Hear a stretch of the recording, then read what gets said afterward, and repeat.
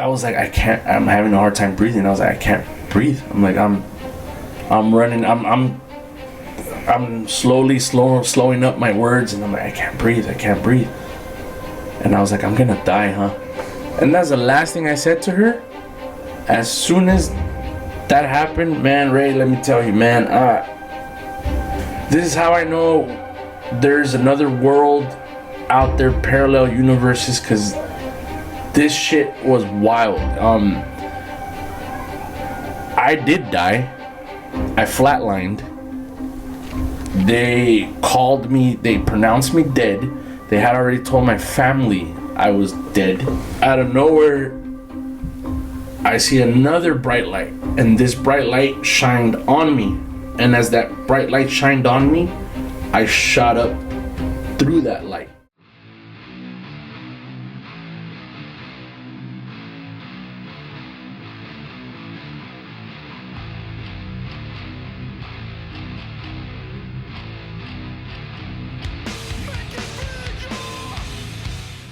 So Bob Lazar, he worked at Area 51, right? Mm-hmm. And he's the one that came out with that.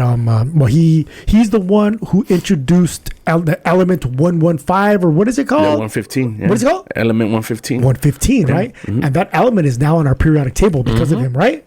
Okay, I see. I remember some of this shit, dog. Yeah. Okay, and who is Knapp? George Knapp is a Las Vegas reporter. He's the one that broke the story with Lazar. Oh, he's the one. Wow. Lazar was the one that contacted Knapp and said, I have information about, because he's been, George Knapp was always a reporter that was like, fuck the government, UFOs are real, this and that. Like, he would go on the news, on live TV and go, fuck that, there's shit up there that we can't explain, and we've seen things here and the Vegas, and out in Vegas, and you guys out there in Area 51 I know are working on shit. Like, he was Just calling him out. Oh yeah. And finally, he got a call from Lazar. There's someone that worked at Area 51.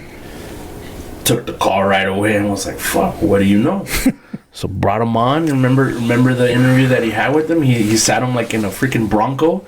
No, I don't remember this, dog. I haven't seen this. He sat him in a Bronco, right? He did the interview out of a fucking Bronco, dude.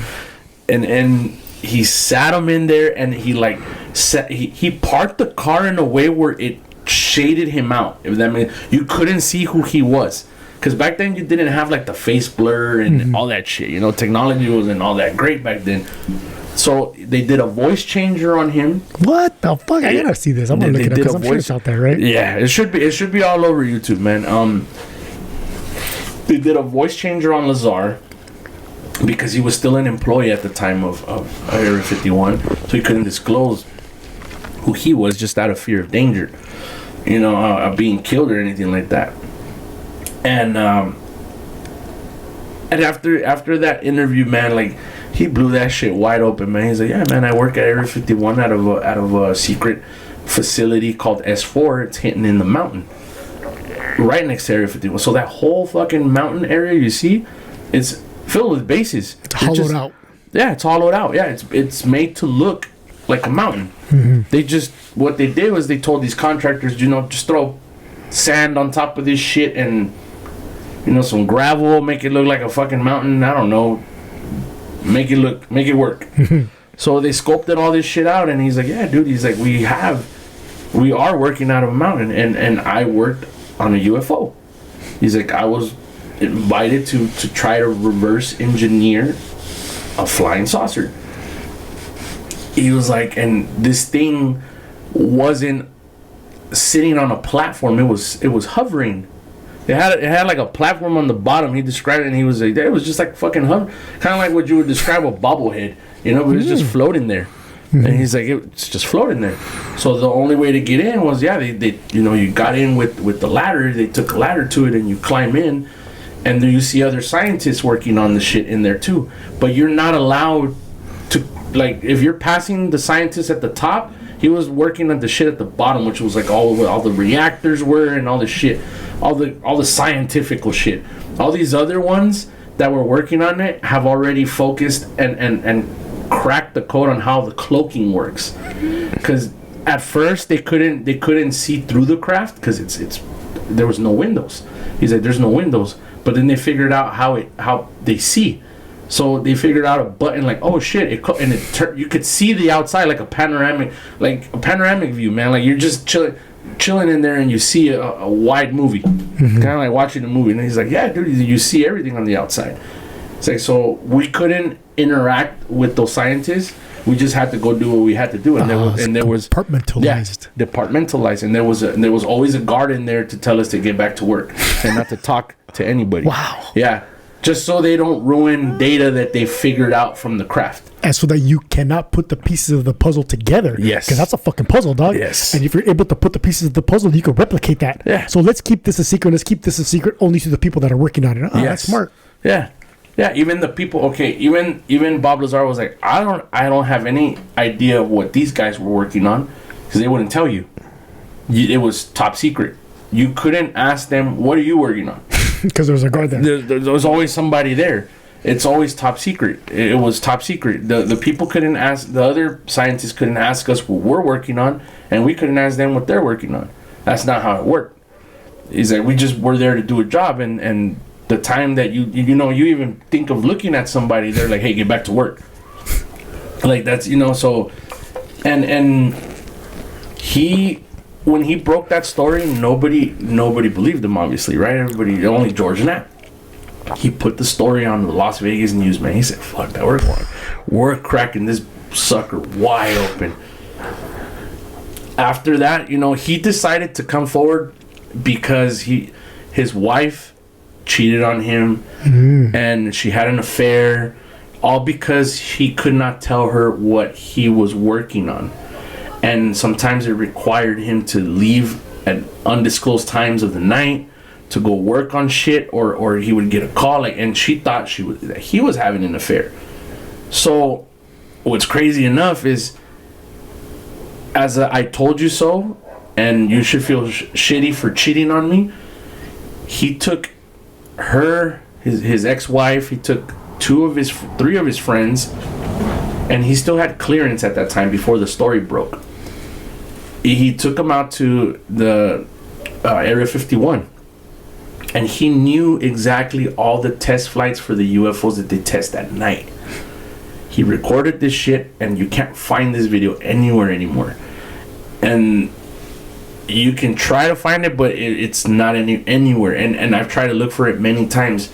He uploaded a video on YouTube not too long ago, probably like 2 years ago, of him taking his friends out to the test site. And lo and behold, he knew the time, and it was like probably like 10 o'clock at night, and the first UFO came out. And they were test flying it. And this UFO, they didn't know how to maneuver it, so it was just like floating like this, right?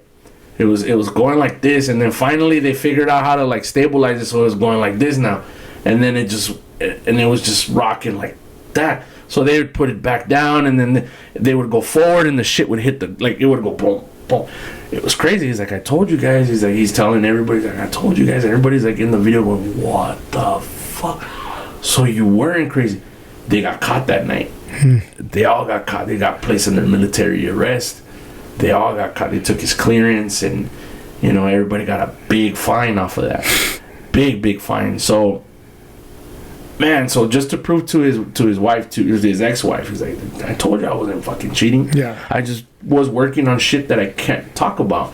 And this is why he went public with it, because it ruined his life, his marriage, everything. Everything of his life was ruined after he went live and disclosed all this shit. Like, everything was ruined. Everything was ruined. And before that, it was ruined because he couldn't talk about it. So when his wife said, well, what do you do? I do. Yeah. Wow. What do you mean? What do you mean? Like, what is it that you do? Like, where do you work at, first of all? Like, you can't tell me. He couldn't even tell her where he was working at all. And it's crazy because after all this shit came out, he goes, before getting into the space where we worked on the UFO, he's like, I don't know if you remember the part in Men in Black where Will Smith touches the like this ball looking thing, and it heats up his fingers, and he's like, oh shit. And it's supposedly to burn off the fingerprints on your fingers. But that was a way for them to gain access to that lab. So they had like this hand thing, and he always discussed that. He was like, yeah, dude, he's like, we had this thing that like meshed and molded, like it molded to our hands. He's like, and that's how we were able to gain access to the lab. So last year, this guy Jeremy Corbell, ufologist, or I forget the name. Yeah, he's big on UFOs. He works with George Knapp. He's pretty much like a news person as well. He had someone come forward and give him a picture of what Bob Lazar was talking about inside Area 51. So they got actual proof of that hand thing that Lazar was talking about. He goes, oh, yeah, there it is. That's the thing I'm talking. He's like, wow, where did you get that? He's like, well, obviously, and he told him, he's like, obviously you can't tell me on camera, but he's like, we can definitely discuss it. He's like, but yeah, that's the thing we used to gain access into the facility, into the lab when we were working on the UFO. He's like, yeah, it's crazy. And I was like mind blown at that, man. I was like, wow, this guy really has a lot of freaking like knowledge on that, man. And it's out there, man. I mean, it's really out there for you to see, but it's just they hide it under your nose and it's in plain sight. You know, so I mean it's big, man. So I mean, definitely man, dude, like Lazar is, get into Lazar, man. He has another up and coming movie, or I don't know if it's movie, it's like a documentary that's coming out. It's called the Lazar Experience or something like that. I'm not too sure what it's called, but I know it's some Bob Lazar, Area 51. So it's gonna come out, and once he comes out, he's supposedly gonna actually give you more information on Area 51, and he's gonna expose a lot more shit. I think I heard about this show that he was going to be coming out with. Wasn't he supposed to be coming out with something big a couple of weeks back? He did, but he put a stop to it because his lab, his secret lab that he has, he got raided. He gets raided all the time. He gets raided all the time because the government thinks he stole a piece of the UFO that he's now reverse engineered, and he knows how to do it. So they think that he has some type of crazy fucking technology, and they want to be the first to get it. They want to be the first to get it. So they raid his lab all the and they need him alive for that. And they need him alive. So they don't hurt him physically, but they make a mess out of his fucking stuff. His life. His whole life. Yeah. Yeah. Fuck. Yeah, dude. They've made his life a living fuck, man. Big time. I've seen him on a couple of podcasts. That's why I know who he is, and I've heard him talk, and I've heard his story, and nobody has been able to prove him wrong yet. No, you know, nobody. Everything that he's saying is coming out. The Element 115. Element 115. That's a big one, dude. He broke that one. He was the one that. That's a big one, dude. Man, he's the one that put that on the periodic table, man. He put that shit on the table, and now it's there. And then scientists took credit for his work and said, "Oh, we discovered it, not him." So Edison and fucking Tesla, same shit. There you go. You know. There you go. They stole it from him and said, "No, this guy never even worked for us." You know, and George Knapp even went deep diving into going to his records and saying, "Okay, well, I want to know if this guy's legitimate before even breaking the story." So he went to all the schools that this guy went to. I mean, remember, he built the first rocket-powered car. I remember hearing that about him. This guy. He did that while working at Area 51, right? Yeah.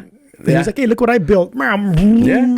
Yeah. And he built that shit. And now he built, as a matter of fact, he just built rocket skates, man. He literally just finished building some rocket skates. And I remember, now you're fucking flying through the streets at a rocket speed, bro. And I'm like, Heelys, wow. like Heelys, remember Heelys? Yeah. Heelys with rockets on it. Yeah, there you go, man. It's freaking Heelys on steroids, man. I'm like, holy shit. I've always wanted Heelys. Yeah, man. Hey, okay, so because how long have you been in your research, dog? Man, with the shit I've seen, pretty much, I mean, I've been seeing this for as long as I can remember. Man, I was probably 16, 17 when I really started getting into, like, deep diving, going down the rabbit hole and a bunch of stuff, man.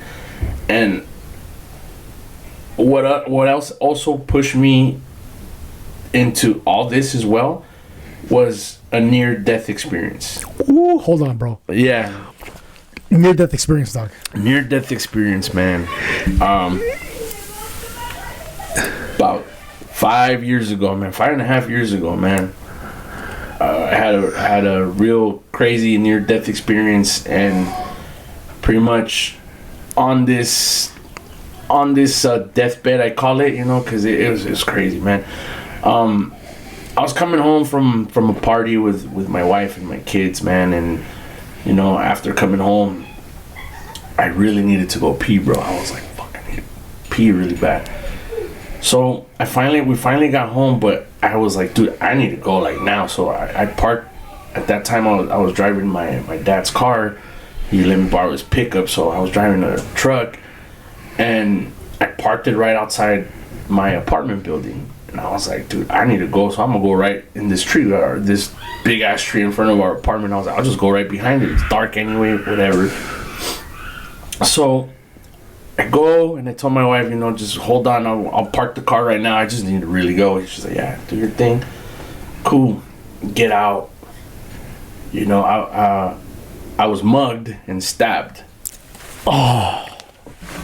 And it all happened so and at times I laugh about it because the way shit happened. You were taking a piss, dog? I was taking a piss, man. I was like, oh, fucking hey, dude. I was like, dude, come on, dude. Really with my shit out? And I'm taking a piss, dog. Hold on. Let me fucking... Yeah, bro. Can I at least... finish and defend myself, motherfucker. Give me a fair one. Can I at least have some dignity here? Like, let me finish, dog. Like, and usually, because I normally don't tend to go to bathrooms at like public restrooms, because I don't fucking know what it is with me in public restrooms. But I try not to go to this hall, because all these places, they're fucking look dirty as shit, dude. So I'm like, nah, I don't want to fucking go here. Even the urinals, dude, I'm like, nah, fuck that, dude. So I'm like, all right, I held it, and I can pretty much hold my liquids really good, as you have proven tonight. Yes, I can hold it. I can hold that shit in pretty good, man. But it's just one of those, like, where you fucking, like, now you're in the moment of, you're like, damn, dude, I should have not held, because now you're Niagara Falls, homie. You're just flowing, bro. You're like, fuck, man. And I'm like, all right, good. I need to finish already, man. And I'm like, fuck this motherfucking guy. I'm like, come on, dog. Like, hurry up, man. I'm like, we didn't get back in the car. Whatever. I get mugged. I was dressed up, obviously, because we were at a fucking party. And I had my Jordans on, man, dude, my fucking nice-ass Jordans, dude. The guy mugged me over some fucking Jordans and $20, right? And I gave him the Jordans and the $20. And I was like, okay, dude, what the fuck else do you want? Mm-hmm. So I'm facing you right now. He's behind me. I can't see this guy. So he doesn't take that I'm broke anymore for an answer. I'm like, bro, you're fucking taking $20. Like, I don't even have my wallet on me. Like, fuck. So he's like, okay. He's like, don't turn around and look at me. And I'm like, all right, cool. Fuck, dude. I'm not gonna turn around and look at you shit. He has a fucking knife already right here. I'm like, cool. At this point, pants down still, bro. I'm like, fucking hey, dude. I'm like, dude, where's the dignity here? Like, holy shit. My kids and my wife are watching this whole fucking ordeal go down, but my wife is trying to compose herself to not, let this guy know that they're in the car. Mm-hmm. Thankfully, the windows were tinted. But they're watching this whole fucking ordeal go down. And I'm like, fuck, man. Damn. I don't know what told my mind as soon as he's like searching my pockets. He wanted more money. So he had his right hand over here. And he's fucking searching, dude. And I'm like, well, what the fuck? I'm like, dude, I'm barely holding on to my pants, my guy. And you're over here fucking trying to pants me. And I'm talking shit to the dude because I'm drunk already, so I'm like, fucking guy, man, like, what the hell? And so as he's like, and I feel like you're somebody who is not going to go out that easy though. No, well, you know what I mean? I mean, shit, dude. I just bought my. What can you do though? What can you do though? Yeah, man. I was like, dude, you know what? I can't act stupid because my family's here. My wife and kids are in the car. I can't do something stupid. I don't want to put them at risk or at harm. So at this point, I'm like, fuck it. All right, cool. Here are the shoes. Here's the money. He doesn't take no for. He's searching my fucking pants. I'm like, dude, I got nothing. I fucking told you I got nothing already, man. I'm like, just go. Just leave already. I'm not gonna say shit. I don't even have my cell phone on me. And as he's searching, I fucking turned and I look at this guy. And he's like, I fucking told you not to look at me. Whack. Goes in, dude. Let me tell you, man. Stabs don't hurt going in. They hurt coming out. I heard the skin pop, dude. It was like a pop. Like I can't even explain the popping noise when they stab you, dude. It's just pop. And I'm like, oh shit. So at this point, this guy stabbed me, and I'm like, oh my god. I was like, this guy fucking stabbed me. Where at? Right under my heart. He missed my heart by about inches, the doctor said. So I have like this little like Y incision, little tiny Y incision here, and he missed the heart by inches and missed one of the main arteries to the heart by inches as well, inches. But when he pulled out with such force, he did harm some arteries there, right, or some veins in there.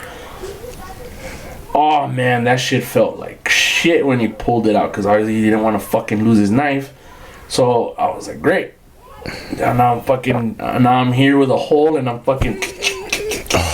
God, dog. I'm gushing, dude. I'm fucking gushing. Finally, he takes off running. My body goes into immediate shock, bro, because I'm losing that much blood already. I'm fucking horror movie type, bro. Gushing. My wife gets out the car. I fucking hit the floor. I sit down and I'm like, dude, I can't move. Like I'm fucking. You can call 911. I'm like, I'm having a fucking hard time here, bro. I don't know how she got the strength to grab my big ass and drag me into the apartment. She turned off the truck. Turned off the truck, got the kids out the car, ran inside. She didn't want us being out there no more, so she dragged my ass inside our apartment, and I'm bleeding everywhere, man. I'm fucking bleeding everywhere, man. It looked like a freaking murder scene, dude. It fucking was. Yeah, literally. I was like, okay. I'm like, okay, I'm hanging on, I'm hanging in there, to this point, I'm grabbing myself like this, trying to close the fucking stab. So I'm like, fuck, maybe if I let go, this shit's like, and my kids are like, oh my god, they're fucking freaking the fuck out, right? Because they're seeing all this blood coming out, dude. I'm like, fuck. I'm like, dude, just calm down, everybody relax, everybody just calm down. I'm like, I'm panicking as it is already, dude. I'm like, fuck, dude. The ambulance comes. They put me on the gurney, right, and I got myself into the gurney. I sat down, and they're like, all right, you can still move. I'm like, that's weird that you're still moving. I'm like, I'm not from this planet, sir. No. One of the guys said that it was the adrenaline and the alcohol that kept me from actually bleeding out. So he's like, you haven't bled out because he's like, so you smell like you've been drinking tonight. Oh yeah, I was really drinking tonight. He's like, well, that's kind of the reason why you haven't bled out fully, man. He's like, because he hit a pretty good spot. He's like, and the fact you're still conscious, that's fucking crazy. He's like, so whatever. We get to the hospital. We get to Providence Hospital, and that's over there in by a cemetery in Silmar. No, what is that? Mission Hills. I think it's Mission Hills. And we get to that Providence Hospital, man, and the last thing I remember was when they finally put me into the operating room, because they took me into the operating room stat, bro. This guy's a stab wound. I heard the whole bang. I was still conscious at this point, right? And I remember that one of the nurse ladies walks in, and they walk in with these big ass fucking scissors, like these scissors that you've never. I'm like, damn, dude, those shits look sharp as shit. And I'm like, am I gonna get cut open right now? Like, I mean, I'm not even in anesthesia. I'm like, I'm freaking out, dude. I'm like, what the fuck's going on? I'm like, what are those scissors for? She's like, we have to cut your clothes off. I'm like, I can just take it off. She's like, no, there's no time. She fucking cuts, like, dude, she cuts the shirt right off me. She cuts right into the pants. And I'm like, dude, what the fuck? I'm like, dude, these are nice pants. I'm like, dude, he's like, the shirt you don't need, it's all bloody. He's like, what the, dude, she cut everything. I was like, fuck, dude. I'm like, dude, at this point, she even cut the boxers. I was like, what was the necessity for all that shit, you know? I'm asking questions as I'm like literally like bleeding out. And the lady's like, don't worry, we have to. It's for surgery reasons. I'm like, fuck, I guess. Fuck it. Cut it all off. Why not? They start hooking me up to the IVs. And I'm having a hard time breathing now.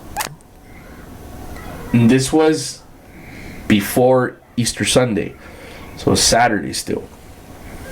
And dude, the last thing I remember when the nurse lady connected the IVs on me, I was like, I'm having a hard time breathing. I was like, I can't breathe. I'm like, I'm running, I'm slowing up my words, and I'm like, I can't breathe.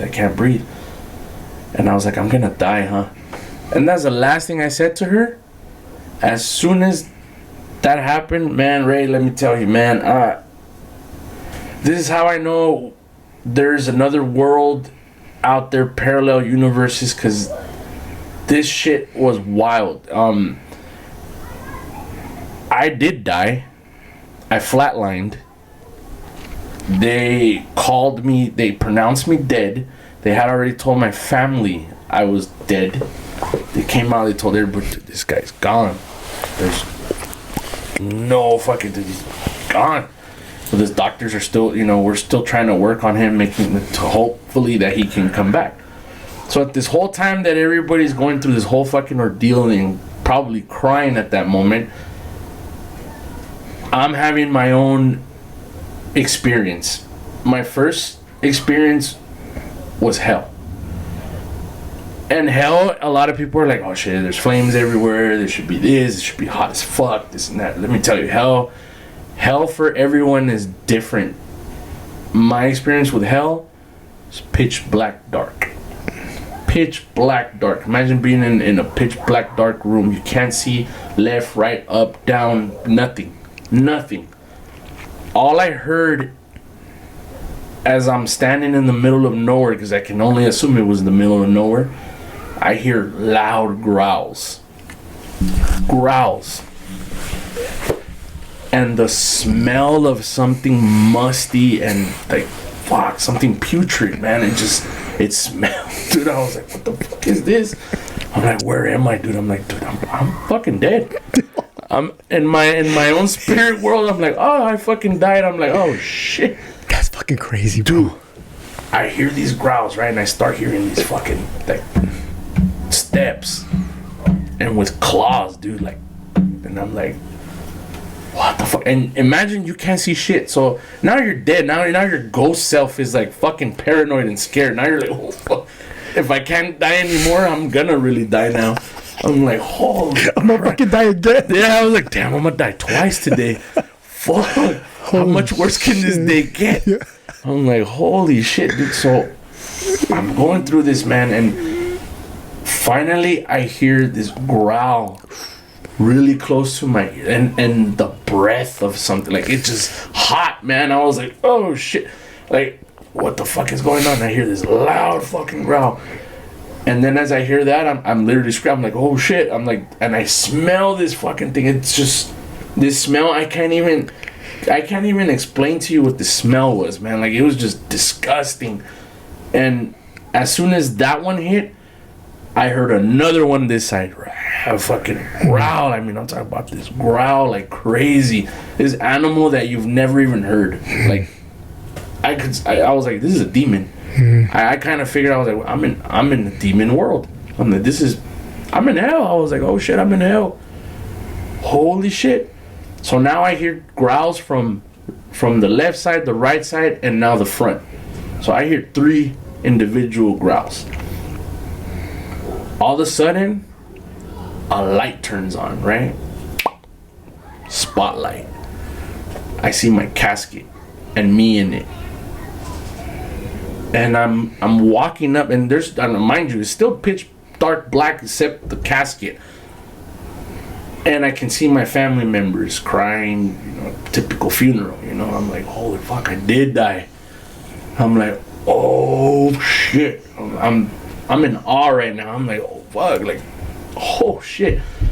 I walk up to my casket. Yeah, I'm dressed up, all dodgered out. Dude, I'm like, oh, fuck, at least I went out in style. I was like, damn, hell yeah, dude. I'm like, big ups to my wife, man. She fucking, she dressed me good. Yeah. Like, She knew what to do. She knew what to do. I'm like, damn, I didn't even tell her how. She fucking got it down. Hell yeah, all right, cool. Damn, dog. Yeah. I was like, look fresh. I'm like, damn. I walk up, right, and I'm like, I'm in shock. I'm literally looking at my dead self. I'm dead ass looking at myself. And I feel a hand over my right shoulder. And all I hear is, this can all go away if you just join me. A man's voice. But I couldn't see the man. Nothing. All I felt was a hand. Is that I can make this all go away and you'll be back to your normal life. All you have to do is side with me and you're fine. I can only assume it was the devil. At this point, he was trying to make a pact. And that's how I figured it was the devil. I was like, whoa, this sounds like a fucking pact. Man, this sounds like devil's advocate right now, man. I'm like, holy shit. And I'm crying because I'm looking at myself and I'm like, I'm just shaking my head. And the guy's like, I'm telling you, look at your family. He makes me, he like, look back. I look back, I see my family members just bawling. And I'm like, holy shit. And he's to the point of getting me, right? And I'm like, fuck, man, like I can't leave my family. Like, I'm at this point where I think I'm gonna say, okay, I'll take your pact. At that moment, I finally had a moment where I was like, you know what? If I died, I died. I'm not gonna come back making a pact and then later on I owe you something and you're gonna take one of my children or something's gonna happen. I said, nah, I'm okay. Dude, the spotlight turns off, everything goes pitch black dark again, and the guy starts yelling. Like, now you can hear a demonic voice. He's like, rah, like, because I said no. Out of nowhere, I see another bright light, and this bright light shined on me. And as that bright light shined on me, I shot up through that light. It was like a freaking tunnel. I'm going up. Finally up in the clouds, dude. I'm literally on the clouds, man. I'm like, damn, this is... Now I can see. It's really foggy, but nice. I can... Literally paradise, dude. I was like, damn, dude. I'm like, now I know I'm for real dead. I'm like, okay. Now I'm fucking for real dead. I'm like, this is crazy. I'm big time for real dead. I know that for a fact. Great. I'm like, okay, so I'm looking around. I'm like, what the fuck is up here? I'm like, I'm the only fucking person here. I'm like, how the fuck? I'm looking around. I'm walking. And I see my grandpa. And I walked up to him and I tapped him on the shoulder and I was like, Grandpa? He had died previously. He died, 4 years before my incident. So it was still fresh, all this shit, right? So he turns around and he's dressed in the same clothes that my grandma put him in when he passed away. And he turns around and he looks at me. He's like, hey. I said, what are you doing here? I was like, I think I'm dead. And I started laughing. I smiled and I was like, I think I'm dead. And I'm like, obviously I'm seeing you here, so I'm like, I'm dead. Fuck yeah, I'm dead. Mm-hmm. I'm damn dead. Yeah. I'm where you're at. I'm where you're at right now. He goes, yeah, but it's not your time. Mm-hmm. I go, what do you mean it's not my time? He's like, it's not your time. He just kept repeating, it's not your time. It's not your time. I said, what do I do? He's like, it's not your time. He puts his hand on my forehead.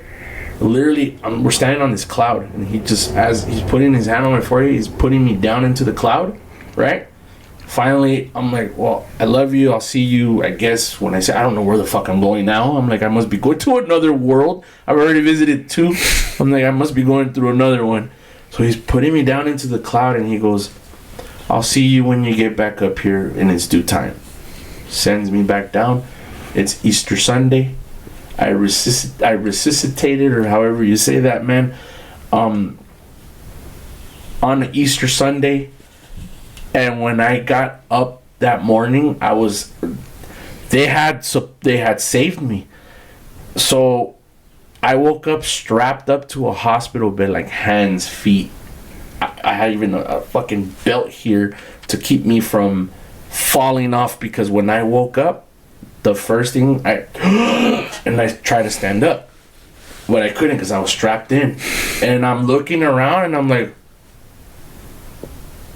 I'm alive. What the fuck? And everybody around me is like, oh my God, he's alive. They're crying.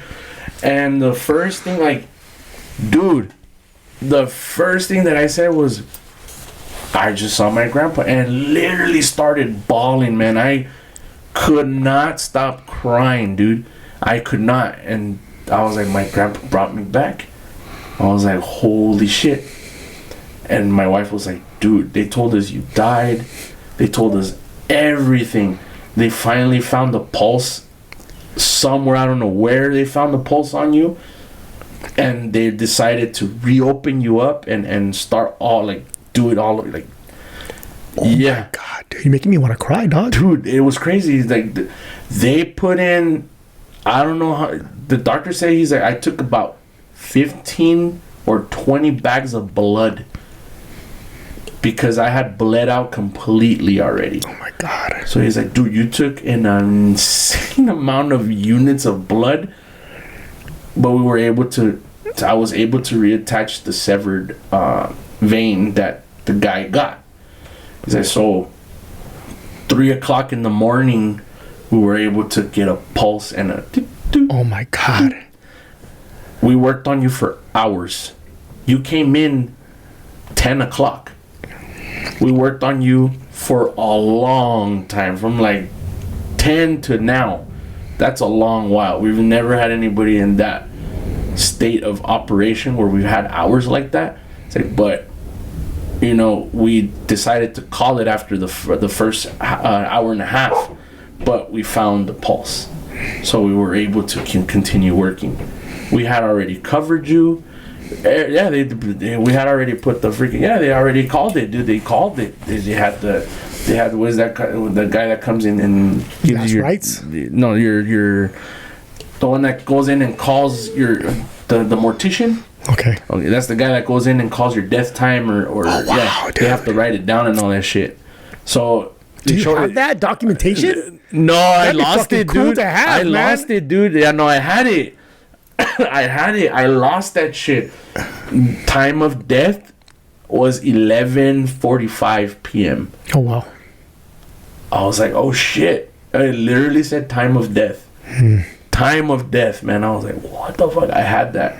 But when I moved out of my parents' house, I lost that fucking document, dude. You know, I was like, dude, I lost it. And so I'm like, dude, man, that was a hell of an experience for me, man. That literally let me know heaven and hell do exist in its own form.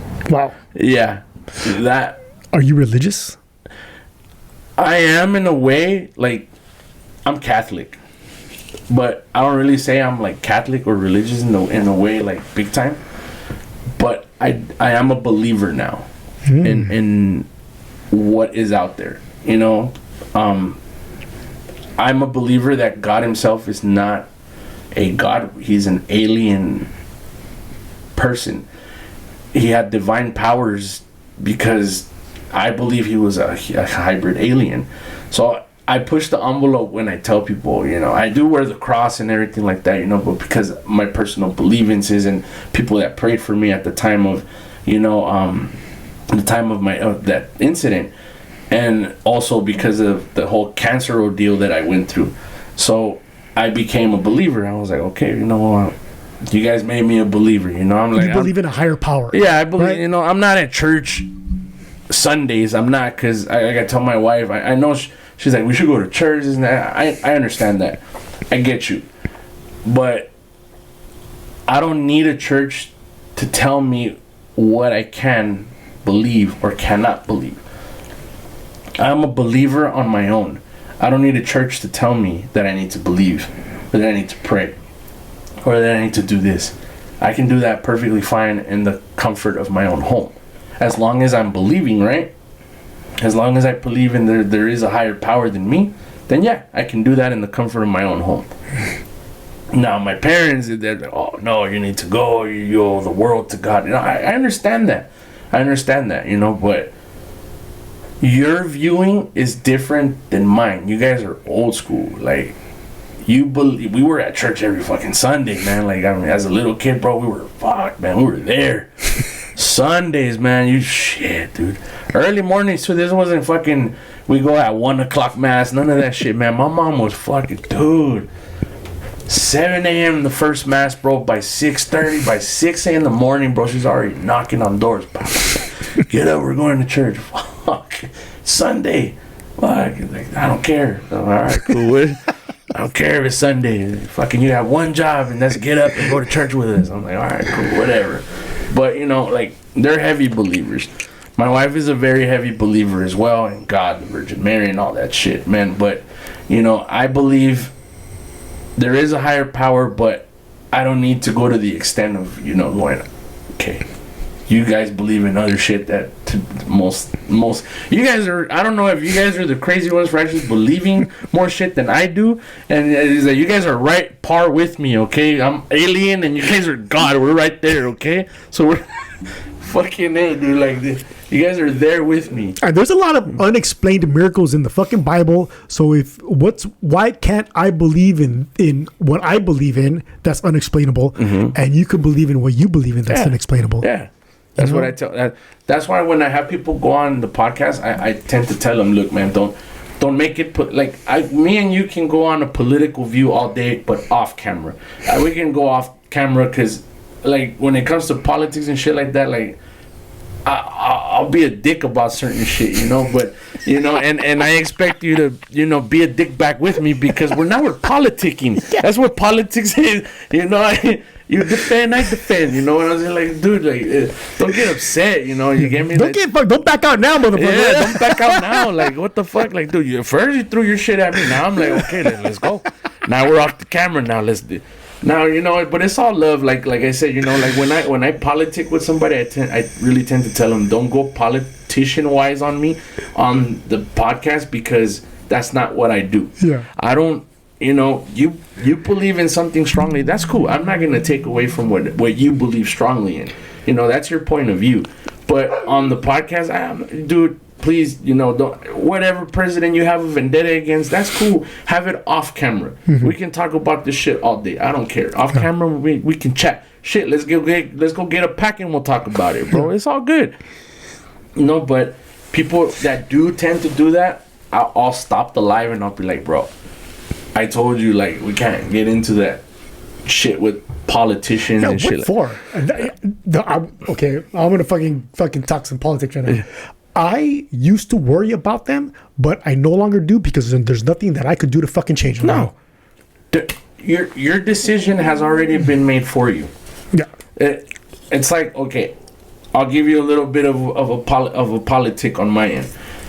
Everybody's like, how come you don't vote? Fuck voting. I don't either. I don't fucking vote, dude. Fuck, dude. Your leaders all suck. Like, you fucking A, dude. Like, dude, every single dude, the only one that I kind of really liked was Bill Clinton. I'm like, dude, I appreciate it, man. Yeah. I'm like, dude, that's the only person that I think that was close to fucking being cool with everybody, man. Everybody else, I'm like, nah, dude. I made a reference. And one of my friends really got fucking pissed off, man, and he's like, he's a big Trump fan. And I go, dude, look, man, you have your beliefs on this shit, but look, I don't vote. And he's like, yeah, man, you don't fucking vote, man. You know what, man? This country sucks because of you. I'm like, fuck, because I don't vote, dude? Yeah. I'm like, dude, honestly, my vote's already been predetermined before I even go fucking vote to those ballots. I've had a lot of good people on there that do tell me their personal experiences. I've had a military guy come on as well. He's told me his thoughts and how he remote views shit and a lot of good stuff, and hopefully it gets better from then on. Like, I mean, I do have a chat with these guys, and we've added more people to the chat, and it's getting way interesting in there. And I wish some of these people would come forward and go on a show. But they fear. And of course, for their well-being, and not just that, but the information that they could put out can also hurt the interviewer, and they don't want to put anybody at risk, so they stay silent. So they rather just talk to you about it, but then they do tell you, please don't disclose that, which is fine with me. You know, whatever they want me to disclose, I can disclose, but other than that, I can't disclose like a lot of the stuff that I would love to put out there, just out of the respect for them. And that information, that information that they're giving you, you're memory banking it, and you could use that as a key that helps you unlock other questions or other shit that there's no answers to. That could help you. Oh, big time. And this, dude, this chat has a lot of things that I'm just like, oh shit, like there goes the answers to the questions that I've had before. Like it's a lot. Like the one guy I talked to, this it's called Eerie UFOs. This guy actually let me go on to tell people, like he was attempted on. That was the guy I was telling you about, that he went out to Area 51 and he recorded a bunch of shit that, I guess they didn't take to their liking, and they blew his car up. They put a fucking, I don't know what it was, man. I don't know if they burned it, blew it, but that car, he showed us pictures, that car was blown to smithereens, man. That thing was gone. And that was meant to happen with him in it. Lucky fucking motherfucker, man. He said he was driving that car all day, and he went and stopped by in Vegas, it's called the Little Alien. Never seen it. It's like a bar in the middle of nowhere in Rachel, Nevada, I think. And he's like, yeah, dude, it's a diner as well. You can get food there. He's like, it's a bar, diner, and they have like all these little alien knickknacks. But at that bar, a lot of the officers that get off duty from Area 51 that drive their trucks, and they're called camo dude trucks, and they're these white pickups, man. They all stop there at this bar before going home. They said probably they're like, fuck all the shit we see all day. Fuck, imagine how many people are there trying to get their stories. Oh, plenty. But just due to the fact that a lot of these officers believe that anything is a wired, dude, your house outlet, okay, where you plug in your shit, they can hear you talking about whatever you're disclosing through those. They can hear you through a TV, man. They can hear you through anything now. Yeah. So especially if you have some type of power. Our fucking phones. Yeah, your phones. Your phones are, they're a big thing as well with that. And legitimate, man. Like, I mean, they fear. They don't want to get caught talking about some shit. They're gonna get whacked. They're gonna get whacked.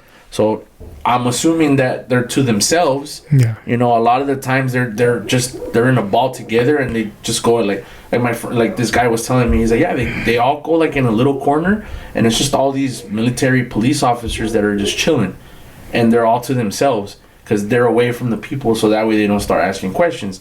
Now it's crazy because these guys don't go in there and fucking pound, like, I mean, they get hammered. No, these guys go in there, they have maybe 1 or 2 drinks, 3 at max, and then they take off.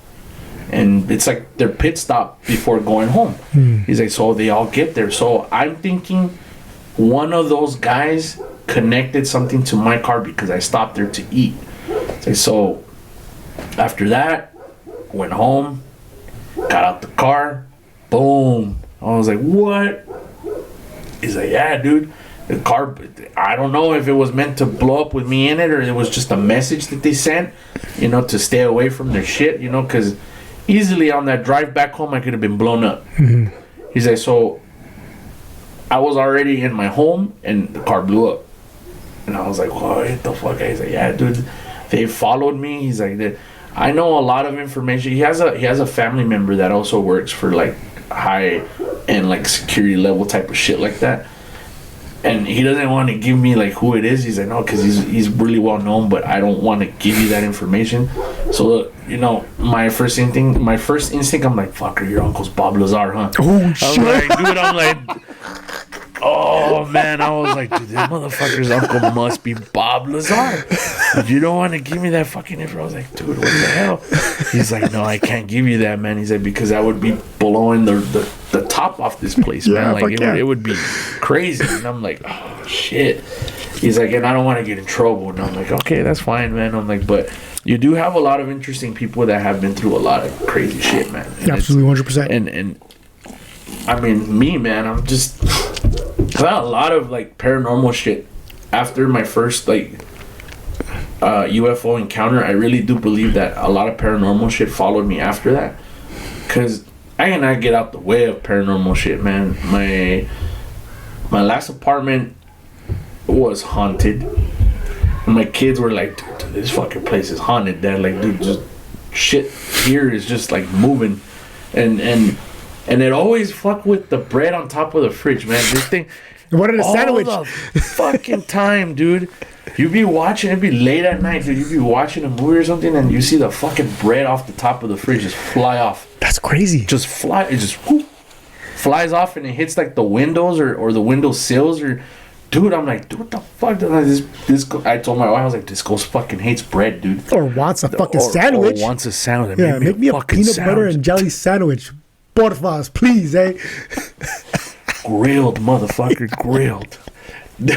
Like, I'm like, dude, I don't know what it is with this ghost and bread, dude. Like, this ghost would smack the shit out of the bread off the top of the fridge. Every freaking time. If not, it would open the bathroom door and then slam it. And I'm like, fucking guy or girl, I'm like, dude, bro, you ain't gotta slam the door. Just fucking close it, man. There's no need for go to the light. Yeah, dude. Yeah, go to the light. Dude, that's aggressive, man. Like, bro, like, hell no, man. And my kids would always tell me, Dad, we need to get out of here, man. This place, I'm like, has it attacked you? No. I'm like, what the fuck? Yeah. Why are we gonna leave? I'm like, it smacks bread and fucking closes the door. Yeah. So, no, but it's this big. My youngest daughter, she's 19. She tells me, she's like, I seen it, Dad. And he's like, I seen this entity. I'm like, well, what is it? I'm like, I could never see this freaking entity. I could see what it's doing, but I never could see who it was. Mm-hmm. So my daughter goes, it's a really tall guy. And I go, tall? What the fuck? I'm like, so I start asking like the landlord of the place. I'm like, hey man, is it anybody that like died in here a long time ago? He goes, no, nobody's died there. Like, there's no history of anything like that. So there is history of like, I guess my cousin used to live in that apartment, so she had moved out, and I just got that apartment when she moved out.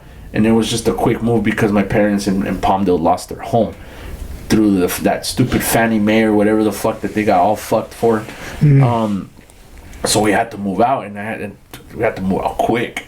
So that was a spot that I just landed in the first time there, and I was like, okay, but I had no idea that, you know, my cousin told me that, and I'm not supposed to say this, but I'm gonna say it. Yeah. I'm gonna say that. I'm sorry. I'm gonna have to say this. So, dude, she has a mother-in-law that's really bad. Like, really bad mother-in-law. So, from what I understand, there was always, like, voodoo shit around that apartment. So, it could be that spirit or bad energy was still lingering in there. Mm-hmm. You get me? So, at times I can kind of feel the shift in the vibe, because there were times where, dude, me and my wife would go at it for no fucking reason. Like, I mean, the simplest shit would make her snap, and me too. Like, snap out of nowhere, dude. Like, I'm talking about bad. And I'm like, dude, and every time we would leave, it felt normal. We would go out to the street and we're all right. But as soon as we get in there, like, everybody's mood was altered, man. From my daughters to ourselves, like, everybody was always in a constant, oh, you do this, you do that, and fucking fighting this and that. Like, it was bad, man. It was fucking bad. And when she told me that it's a tall dude, I'm like, damn, dude. I'm like, so there's black magic in here, definitely. So when I told my cousin that, she goes, yeah, well, She's like, I'm gonna tell you a story. He's like, but I want you to freak out. I'm like, what's going on here? She's like, yeah, there's voodoo done to me. So, and it's a close family member of my husband's, and and they left their bat there, so I can only assume that that's in there. And I'm like, oh, that explains a lot of shit. I'm like, well, first of all, I was like, did you ever experience the bread smacking? I'm like, what is it with the fucking bread? I'm like, what the hell, man? I'm like, does it not like bread? Does it want bread? I'm like, does it fucking, does it not like wheat bread? I'm like, what the fuck is going on? Does it prefer white bread? I'm like, I don't fucking know. She starts laughing, and she's like, oh, she's like, it's just the evil spirit that just wants to fuck with you. And it was making our lives miserable in there, too. That's why we left. And I was like, so you let me live in there? You should have told me that before. I was like, you fucking dick. Where the fuck? Like, what the fuck is going on here? What a cousin you are. No, yeah. Oh, man. And I was like, dude, that's crazy. That's fucking crazy. So it made sense, but before then, when I had that first experience with the UFO and all that shit, we lived in this apartment in it's not Sylmar, but it's the street Sylmar. It's in Panorama City, but it's not the city Sylmar. We lived in that in an apartment. In that apartment, a little girl had drowned, right? And she lived in the apartment that we were renting. And in the middle of where we lived, they kind of cemented. They kind of built like a platform, kind of say I want to say like a stage, but it was only risen off the floor so much. But they covered the pool with cement, to where they made this like little platform in the middle of it. It made no sense. Shit was like a monolith in the middle of nowhere, dude. You're just like, what the fuck? This was weird. So in that apartment, that little girl slept in my room. No shit. Fuck. And my parents never told me until like I started noticing shit move around. I saw the apparition of the girl. Like, and when you see an apparition, I'm not sure, like, do you see like the mirages, like when you're driving and it's like a really hot day and you see like it kind of looks like mirrors, little wavy. Yeah, little wavy. That's what an entity looks like when it's standing right in front of you. It looks wavy. You could see the outline of the person and the size of the person. You're just like, what the fuck? Is it okay? Like the UFO? How the UFO you saw at the campsite, it bent. You say it bent time. Yeah. And it bent everything around it. Yeah. Is it the same? You think it's the same energy that's kind of bending it? Do you know what I'm saying? Yes. Because there's like it's similar. Mm-hmm. So I was like, dude, this is crazy. I'm like, I'm seeing this little kid and I can't hear it, right? I can't hear anything. I can only see it. And I'm like, what the hell is this shit? I'm like, and I start spazzing out, man. I'm just like, what the fuck? And I was always that teenager that didn't want to go anywhere with my parents, so I was always at home. And I'm like, man, I don't want to go to blah blah's party. I'll just stay home. I don't want to do this. So I always got the full force of everything that happened when my parents weren't there. Like shit was moving, bathroom doors were opening, closing, room doors were slamming. Shit was moving from, cups were moving, plates were moving, dishes were moving. I'm like, dude, what the fuck is going on? We had cockatoos. And those fuckers would go crazy whenever that little girl was around. Oh, no shit. They knew. They fucking knew. They fucking knew, dude. And they would flap like crazy in the cage. I had to let them out because they were bouncing off the fucking cage, off the wall bad. So I'm like, dude, I gotta let them out. But fuck, man. And it took that much for my parents to go, oh yeah, and by the way, there's a little girl that used to live here. She died and we slept you in her room, and that fucking explains a lot, dude. Right, you fucking knew already. Yeah. No, not to mention, I thought I got an eerie sense when we first moved in, because when we first moved in, the ceiling of the apartment was filled with old school bottle caps. Old school bottle Like, caps. da, They were taped on there. No, they were taped on there. But nobody bothered to take them off. And I wonder, like, I mean, when you move into an apartment, they're supposed to, like, clean up everything, you know, make it look nice, you know. Whenever you move into somewhere new, should be new. You know, so I wondered why they didn't remove that. So it was funny because that one spot, it was just like a one whole little spot right here. They painted over everything else except that fucking spot that was filled with bottle caps. I was like, that's awkward. I'm like, that's fucking weird, man. I'm like, I didn't question it. Somebody probably thought it was bad luck to fuck with it. Could be. But the shit is, being my parents, I'm like, dude, you're Mexican. You have a lot. I hear my grandparents tell all kinds of fucking crazy stories. Especially living out in Mexico. There's all kinds of urban legends and shit that they seen and they believe. And I'm like, how do you not know that this is bad? And I'm questioning, and you're like, you're just it's okay. There's nothing here, blah blah. At that point, my dad had scored a good place, and he's like, fuck it, this is where we're staying. That's it. We're not going in here. This is where we're staying. But I mean, the little girl was never like violent or anything like that. She was just observe at the wrong times, man. Like, I was like, dude, like, how the fuck can you even take a shower around this shit, man? Like, am I even alone while I'm in the shower? Like, I mean, the shit felt eerie, dude. Like, it was just really eerie. It was more active when my brother and sister was home. It was because they were little at the time. They had a lot of toys, and bro, it was crazy because toys would move, and it's a little girl, so it wants to play with toys. So I'm over here playing. No, but at that time I was a teenager, man, and I was, you know, that's how I was bringing my girlfriend over. You know, I was like, dude, you know, shit getting scary now. You know, you're stuck. Now your girl doesn't want to do shit because there's weird shit going on in your apartment, and like, yeah, no, I think not. Yeah, we're just. Go ahead, put that back in your pants because we're done here. Yeah, this is freaky. This is not okay. Like, thank you, ghost. Yeah, cock blocker, fucking cock blocker, man. Fucking A, dude.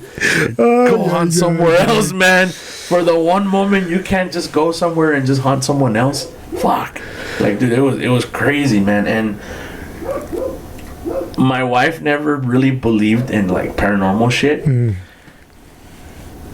But she would hear her aunt and uncle. Oh, dude, her aunt and uncle live like in an apartment that's like fucking uberly haunted. Dude, I'm talking about this shit, batshit crazy haunted. Like, it's crazy. And we stayed there one night, right? It was one of her cousins' 15s, and we were both fucking like pretty good lit, man. And we're sobering up, and we're like, okay, I think we can drive home now. I think we're sober enough, and we're good. And her aunt was like, no. They're those people. They're those type of Mexicans that they know you're drunk. No matter what you say, you're drunk. Give me your keys. Yeah, give me your fucking keys. And I'm like, okay. We took the keys. We just chilled there, and then her aunt and uncle were like, you guys can take our room. You know, just you guys can take the extra haunted room. Yeah, literally, in that sense, right? But they're okay with it. They live with this fucking thing, so they're okay, you know. They failed to tell us the part where it's haunted, and we finally go to bed, and we're getting tucked in, man. We're like getting snugged up, and out of nowhere, dude, like we're just talking, man. We're having a conversation, and we hear shit moving in the closets. I'm like, what the fuck is that? I'm like, my wife's like, nah, it's probably just, the closets are connected to the other room, and you could probably hear like them moving shit around. Makes sense. I'm like, cool, makes sense. Pay no mind to it. I turn on the light because I'm freaked out, dude. I'm not gonna lie. I was like, fuck that. I see you're trying to calm me down, but I know what I'm feeling. And when I feel that there's something around, like literally I start getting the first thing I get is chills in the back of my neck when there's something around. And I'll tell you boldly, I'll tell you, dude, there's something here with us. There's literally something here with us. And I told her, I was like, dude, there's something in this room. The temperature of the room after I heard the freaking the rustling in the freaking closet, man, dropped dramatically. It was freezing cold in there. I was like, holy sh. I'm like, it wasn't even a cold night, man. I was like, dude, it's freezing. Fucking freezing. And then finally, my wife's like, oh yeah, I forgot, man. My aunt has said that there is shit later. I was like, damn, dude. I'm like, well, thank you too, for telling me what the hell, you know? I'm like, well, I appreciate the heads up, you know? I like to know where, at least what I'm going to put up with through the night. You know, I don't like to be surprised. So at that point, I couldn't sleep anymore. I'm like, well, there goes my fucking sleep. Yeah. Just on alert now. Yeah, I'm literally on high alert. 3 a.m. is the haunting hour for most spirits, you know. There's never really a haunting hour per se, but 3 a.m. is when they're most active. So it's 3:30 in the morning. They have a good size alarm clock. Those old school alarms. Bam, bam, bam. Like, all right, dude. I'm looking at the clock. I'm like, dude, it's 3:30 in the morning. I'm like, dude, I'm fucking tired, but I can't sleep. My wife's like, dude, just go to bed. I'm tired already. Like, you've been sleeping. I'm like, what are you talking about? You've been asleep. I'm like, dude, I can't sleep. They had this, their bed was this way, straight down this way, and right here next to the bed where I was sleeping was her cousin's 15-year-old toy. It's a doll that in their tradition from Puebla, they give you a doll as your last doll when you're becoming a woman. So that was her cousin's last doll. It was wrapped up, right? It was in this fucking plastic thing, and I was like, dude, this. And I kept telling her too before. I was like, dude, this doll's fucking awkward and creepy. That's what I'm thinking. Yeah. I'm like, why is that shit looking at me? She's like, babe, it's not looking at you. And I'm like, dude, dead ass, that shit's looking at me. It's not looking at you. I'm like, okay, whatever. We can go back and forth with this shit all day. I'm like, well, it's looking at me. Just FYI. She's like, whatever. She wakes up because I'm like, dude, this doll's giving me fucking creepy. But I'm like, babe, wake up. She sits up. She's like, oh my god. She's like, what? She's like, look at this freaking doll, dude. Like, look at it's like looking at us, right? He's like, no, it's not. The head's turned the other way. And I'm like, oh yeah, you're right. I'm like, my bad. I didn't mean to wake you up. The head was still staying straight. Out of nowhere, dude, the head goes. No, dude. Yeah. What the fuck? Yeah, dude. And the crinkling in the bag that it was wrapped in was like as it was turning its head. And she's like, oh my god, the doll moved. I was like, the fuck, it did move. I was like, I fucking told you that doll's alive. I was like, dude, I'm like goosebumped the fuck out, dude, because this shit like really creeped me out when that happened. And I'm like, okay, well, what do we do? She's like, well, my aunt took the keys. I don't know where she put them. I'm like, fuck, and we're fucked at this point. We're like, dude, great, now we can't leave. So she's looking at this shit going down.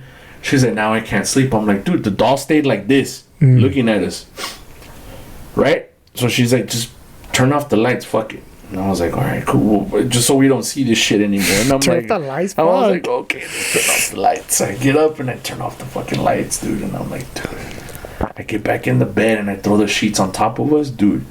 The sheets got pulled right off of us. What the fuck? The sheets, they flew right off of us. Like, I mean, flew off of us. Someone yanked the shit out of the sheets.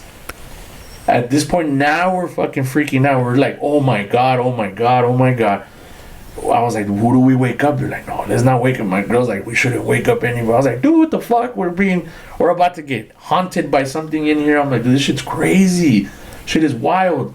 I'm like, I told you some shit's going on in here, man. I felt it the moment I got in here, man. I was like, I knew there was something here. She's like, oh, well. We didn't sleep that whole fucking morning, and we told everyone the next morning, and her aunt was like, oh yeah, that typically happens every other night. And you know, I'm like, she's like, did the bed move? I was like, no, it didn't move. She's like, usually the bed lifts and starts shaking. Oh shit! And I was like, so this was just normal every night activity. Yeah, for them. That was for them exactly. Yeah. Literally, I was like, dude, this shit's out of the norm for me. I'm like, dude, and from that point on, like, they had another party, right? At their home, like a month later, they had a party in their home. And we're all chilling, man, at the table. My wife's sitting right across from me. I'm over here. Her family's over here. We're all talking, dude. A long fucking... her uncle connected, like, all these tables together, right? So there's drinks everywhere. There's an empty Modelo bottle in the corner of one of the tables. The shit slides from one corner in front of everybody. Same house. Same house. Pad, okay. Same apartment. Okay. Everything, dude. Same apartment. The fucking bottle flew from one end to the other. It slid. Literally slid all the way down. It was empty though, but it slid all the way down. I was like, did everyone see that? I'm like, tell me people saw that. Tell me you all saw that. Dude, they all proceeded to keep talking like nothing happened. They're like, no, nothing happened. I'm like, I must be fucking crazy. Yeah. I'm like, I'm delusional at this point. I'm like, I guess I tell my wife, I'm like, did you see that? She's like, yeah, but nobody's saying anything. I'm like, why? I'm like, this shit ain't normal. So this fucking ghost is like, get the fuck out, dude, or I don't know, give me another beer. Exactly. Or like, hey, the bottle, FYI, the bottle's empty. There was a shitload of them, but it chose that one. There was a lot of empty bottles, like a lot of them. Maybe the rest were too heavy. Oh, jeez. No, but then again, it's fucking with the bed. I was like, dude, what the fuck? I was like, I couldn't believe it. I was like, this is fucking awkward, dude. Yeah. Like, big time awkward. So, we're gonna fast forward to these last year, man. I had a little bad thing happen where, you know, I was in a bad way with myself, and I was trying to find myself a little bit because I was just on edge about a lot of things work wise and all this shit. So, you know, I became something of an unbearable person for my wife at that moment, you know. So we decided to take some time off. I was like, you know what, dude? I just need a couple days. Like, I'm sorry. Like, I don't mean to do this to you. To these stages of our lives, we've been together forever. I'm like, but I don't know what the hell's going on with me, and I just really need to figure shit out. I'm like, I don't want to hurt anybody, and I don't want to hurt you. I don't want to, you know, cause any friction in our relationship where, you know, I cheat or anything like that. So I'm like, let's just call her. She's like, okay, well, where are you going? I'm like, well, I'm gonna go to my parents' house, as they have an extra room, and, you know, I can stay there just for the time being. She's like, well, how much time do you need? And I was like, just a couple days. Like, I really need to take myself out of everything, being a dad, being everything. Like, I just need a break. Like, I just need time to think for myself. Like, I don't mean anything towards you, like I said. So I took off 3 days, man. 3 days. I was like gone for 3 days out of my apartment with my wife, and I was like, all right, cool. And this is where I'm still living at this old apartment where my cousin was at. Okay. So that's where I'm telling you, like, all these just bad energy was there, man. And I just had enough. I don't know, man. Like, it was just to the brink of pushing me out of there. Like, I don't know, something was just telling me you need to go, or something bad. I don't know, man. I just left, and I left them there hanging dry. But, you know, I talked to my wife every night, and you know, just making sure they're okay and all this shit. But when I left, the second day of being at my mom's house, my dad built the garage into a home for my sister and her now husband and their baby. So the whole garage is like a whole badass fucking, like, nice ass fucking room. And we were in there watching, you know, Ghost Adventures. My sister loves that shit. She loves Ghost Adventures. Anything paranormal, she loves. Anything crazy like that, she's a really, like, she's always sending me shit like, did you hear about this? Did you hear about that? I'm like, cool. So she's really stoked that I actually have a podcast, so she sends me shit a lot. And, you know, we were watching this Ghost Adventure shit, and we're talking, and she's like, dang, how long has it been since we actually, like, been here together watching something since we were small. Like, we haven't done that in a long time.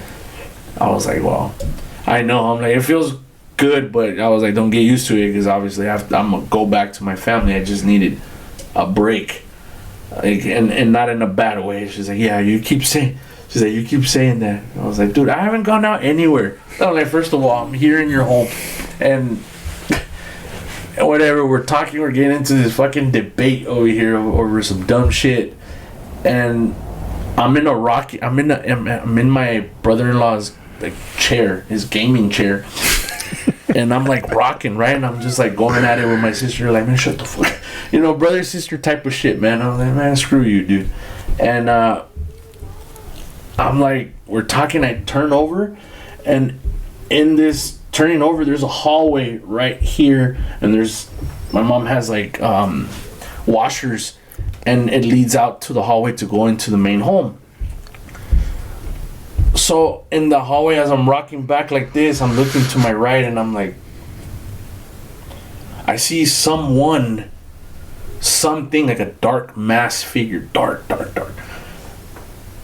And my mom's house is really colorful, so I can see the hand imprints of it grabbing the side of the, like, where the door opening is, and it was looking at me. And I was like, oh, whatever, I'm paying no mind. I'm like, all right, cool. I'm rocking again, and I'm talking to her, and I'm like, hey, dude, I'm like, is it me, or is it just the feeling in here got really weird and strange, and now it's like cold? And I'm like, she's like, yeah, her husband's dead asleep. Like, that guy can sleep. That guy, dude, he'll sleep through an earthquake, man. That guy gets heavy sleep. He's lucky. Yeah, he can sleep. I was like, damn, he's asleep. And I look back again, and I'm like, I told my sister, I'm like, hey, I don't know, but there's something watching me. And she goes, let me guess, it's a dark figure, and it's like wrapped around the door, and it's like peeking its head, and he has like a hat. I can tell he had a hat, like an old school Dick Tracy hat. And he's like, yeah, it's a hat. And I'm like, and I'm looking at him like, yeah, you're describing him to the T. She's like, oh yeah. She's like, that guy, I always see him. And as I told her, and I looked back again, the thing just looked at me again and left, disappeared. I was like, what the? I was like, dude, what the hell did I just see? She's like, oh yeah, I see this guy almost on a daily. And I'm like, dude, what the fuck is going on here? And this guy that I saw made an appearance again that same night as I was going to the restroom. It was the next day, it was 12 a.m. in the morning. I got up to go use the restroom, and in the hallway to go to the restroom, I saw a tall ass figure, the tall figure that my daughter was describing at the old apartment. And I'm like, dude, what the hell? I'm like, this tall figure is here. At this point, I'm like, it's following me, or I don't know what the hell, but it appeared in my mom's house. And my mom was like, yeah, it's weird because we usually see these things. I'm like, but this guy comes and frequents every now and then. And then your dad likes to think it's your grandpa. I'm like, yeah, but my grandpa's not that tall. I'm like, that's a tall figure. That guy's tall. Like, I'm talking about tall. I mean, it's a dark figure. I'm like, that's no grandpa, man. I'm like, that's a bad spirit. She's like, oh, I don't think so, because it doesn't bother anybody. I'm like, yeah, but it creeps people out. I mean, that motherfucker's just like looking at you like, what the fuck? I'm like, hell no, man. But that's definitely a crazy experience for me on that one too. Like, I see a lot of fucking paranormal shit, especially at my job site as well. No, fuck. Yeah. Dog. Okay. We have talked about so much today, dog.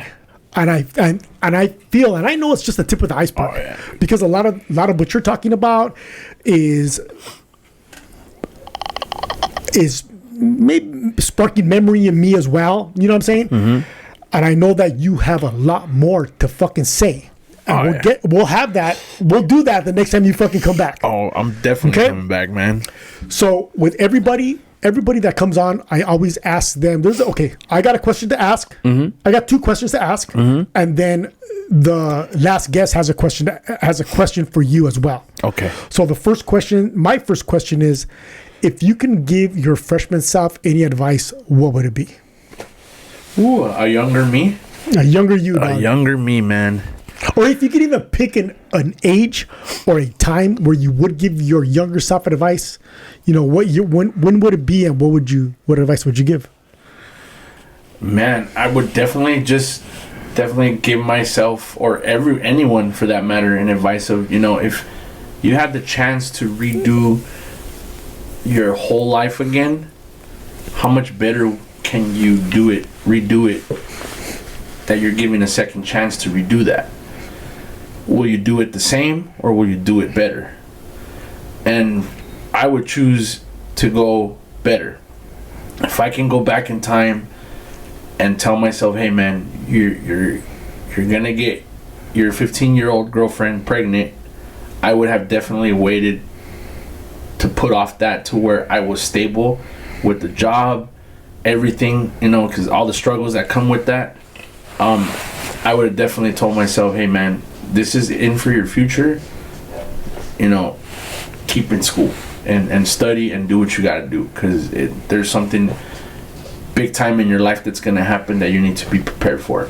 So that's definitely something I would definitely tell myself, and just also help others, talk about what their experiences would be like, because I was always fascinated with experiences that people had. So definitely I would tell myself, hey man, you start your podcast since now. Start it now, so that way by the time you get older, it's big. It's already grand, and you've made it a good podcast. So I definitely would also hint that in there, Absolutely. Okay. So last guest, his question for you is, what are you reading right now? Right now, I don't read books per se, but I am into a lot of archives with the FBI archives and the CIA archives. They're always online for you to read, and those to me is gold. It's like reading a book, except you're reading archives and top secret stuff that is out there that people say are nuts, that are super secret, but they're there. So I definitely would advise people, or anyone looking for any UFO or any unexplained phenomenon, there's even ghost stuff in there, read the archives, the FBI files and the CIA files. They have a lot of good stuff in there. Can you teach me how to do that? Yeah. Look for that? Okay. Yeah, man. Okay. I mean, it's available for everybody to see. You go to the CIA.gov or FBI.gov. You go on their website, and they all have like it's called the FIOS archive, and you just, I'll show you, man. It's pretty cool. Okay. And you can get all bunch of fucking like archives there, and a bunch of like stuff that you normally wouldn't read. There's also top secret like planes that they worked on back then, and they show you pictures. It's pretty cool, and how they actually. There's one in there too that really blew my mind, man. And if you can find it, because it's really hard to find it, you gotta go down a rabbit hole for a lot of shit here. They also have, believe it or not, man, they mind control whales and dolphins. They implant a chip in their mind to actually get them to do what we want them to do, and it's in the CIA archives. Weren't we going to use dolphins in World War II or some shit like that? That's where it all came from. Right. They used them with MK Ultra. MK Ultra dolphins, dog? Yeah. Oh my god. Yeah, that's they were crazy, getting. dude. There was a whole plan in there to get ready to fucking, and those are the ones that are guarding a lot of the underwater bases. Oh wow. Yeah, all right. They have them guarding the underwater bases because they can make them go full blown mammal and attack you. Right. Okay. And that's how they do that. So I would definitely recommend anyone trying to gain knowledge. I mean, you are gonna go down the rabbit hole, and you might not get sleep for a couple days or weeks. And once you find out that this world is full of a lot of things that you can't explain, you might not sleep again. But that's for how far you want to go down the rabbit hole. You might not sleep again and then start a podcast. Yeah, and then start a podcast. And then now you might not even sleep anymore because now you have a podcast talking about it. Okay, a question for the next guest, dog. What question do you have for the next Let's See What Happens podcast guest? This one's, I believe this one's going to be a good one. Let's see. If you had the chance to talk to any extraterrestrial at all, it doesn't matter, hybrid, human, insect, bird, whatever, and it's an extraterrestrial and it appeared in front of you, what would be the first question you would want to know from them? What would be that question? Would you just run? After seeing that, you know, like a lot of people are just like, oh fuck that, I'm out. Like, no, but there's always questions to be asked. The thing is, don't be scared. So just ask. What would be a question you would ask that extraterrestrial in front of you at that moment? Like, what would be the first question that pops into your head to ask? Okay. Final words? Final words, man. Just stay cool, everybody, man, and come on the show with my boy Ray, and hey, let's have a conversation on my show too, man. Tell them again, dog. Tell the world where they can find you, Holmes. Please, everybody, you can find me on alien_OG_podcast. You can find me there live Wednesdays, or whenever you see the little live thing going, you'll see me there. But definitely, I want to thank you, Ray, man, for taking the time of your day, man, and having me come up to your home, man, and do this lovely podcast, man. I was so excited for this, and I was like, man, I'm gonna definitely give them some good intel. And this is the first time that I come on here and tell you a lot about my experiences. I don't tell a lot of podcasts that I go on. By that time, we're already shit plastered. So we kind of stop in the middle of everything, and we stop, you know, so they don't get the whole shebang. So you got a lot of intel and a lot of things that I haven't told other podcasts. So I was like, you know what, today's gonna be the day. I big time appreciate that. No problem, Ray. I got another question. Yeah. If a spaceship lands right now and says, hey, let's fucking go, are you going? I'm down. I'm down. My wife already knows if I go missing and she can't find my location anywhere on this planet anymore. You went back. I went back. And she's okay with it. She's like, well, fuck it. At least I got your 401k. I was like, you're a douche. I'm like, you're just in it for the money. Hey, good luck with everything that you do. Appreciate you. Fucking need anything from me, you fucking let me know, dog. Fuck yeah. You are now a forever guest of the Let's See What Happens podcast. And you are also a member of the Society of Bell Ringers. I like that. Give me a hug, dog. That, man. Thank you. Do this shit, man. Appreciate you, dog. Thank you, man. I appreciate you, bro. That shit was dope.